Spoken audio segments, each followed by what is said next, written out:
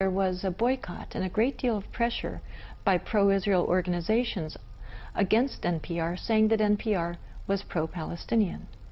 Well, another organization, Fairness and Accuracy in Reporting, FAIR, a very respected media watchdog organization, did a similar study. Actually, their study preceded our studies, of NPR's coverage of deaths. The researcher who did this excellent work, Seth Ackerman, discovered that NPR was reporting Israeli children's deaths at a rate of about 90%, and it was reporting Palestinian children's deaths at a rate of about 20%. Now, does this kind of reporting continue around the country? What about smaller newspapers around the country?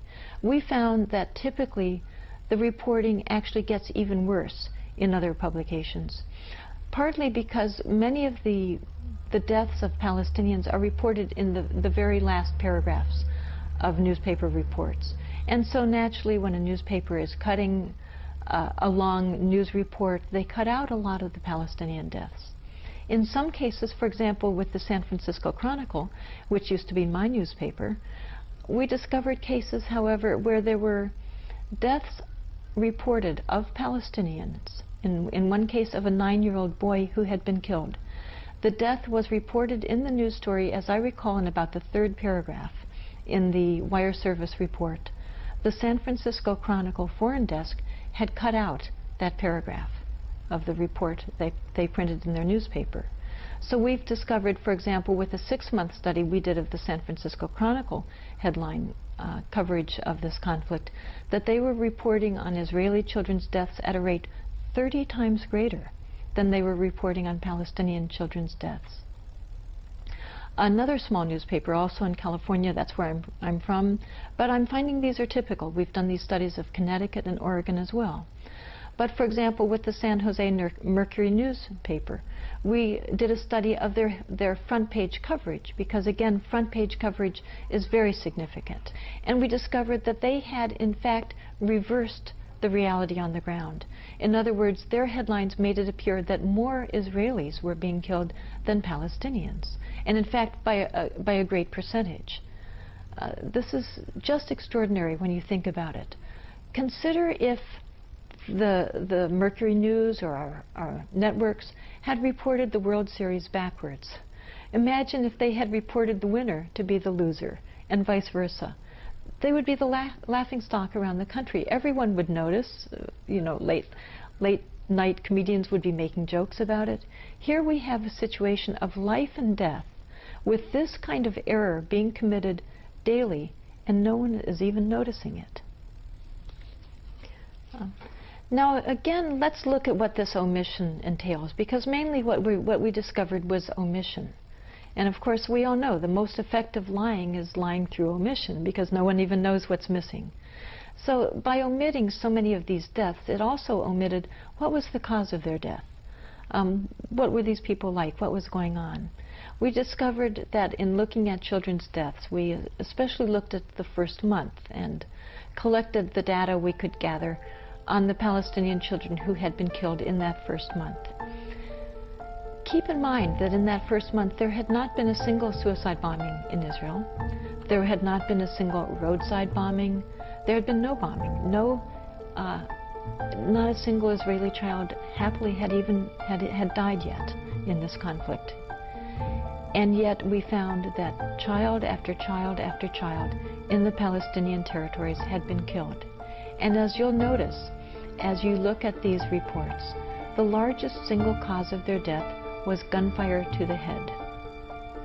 This we have found repeatedly to be the case. We also, of course, this omission and our reports didn't cover the injury rates, but Palestinians have been injured in also far greater rates than Israelis have been injured. For example, we discovered that in the first 3 months alone, 159 Palestinian children had had eyes shot out. Now, where did that fact come from? Certainly not from the New York Times. We didn't get it from, quote, Palestinian propaganda. This was reported in the Israeli newspaper Haaretz, a very respected newspaper in Israel. We need to know these facts too. Israelis are getting these reports. Americans should also get them. Finally, in many ways, perhaps the most significant omission in our media's reporting is our own connection to this conflict, the American connection to it. We need to always know that factor.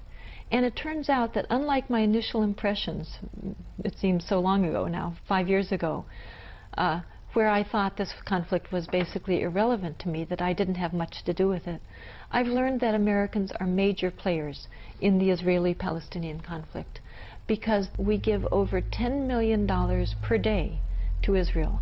In fact, when you count up everything, all the loan forgiveness programs, the weapons subsidies, etc., the amount of American tax money to Israel is approximately $15 million per day.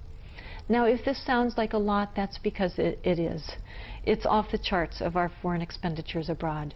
We give to Israel, which has a population of about 6 million people.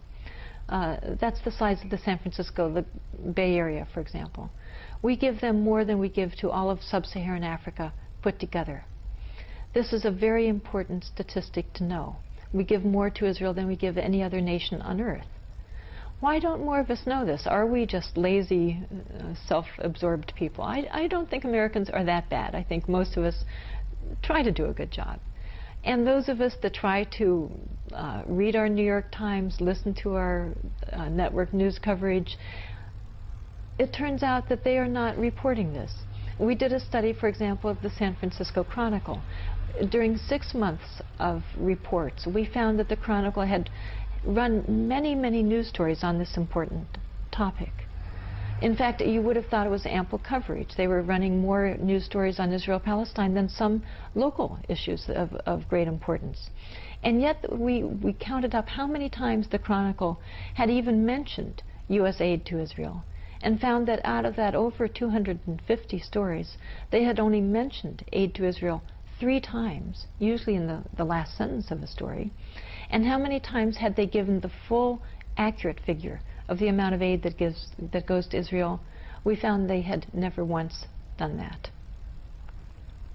Sadly, what I've mentioned here today is really just the tip of the iceberg about the coverage and really lack of coverage of Israel and Palestine. I cannot suggest too greatly the profound seriousness of this situation.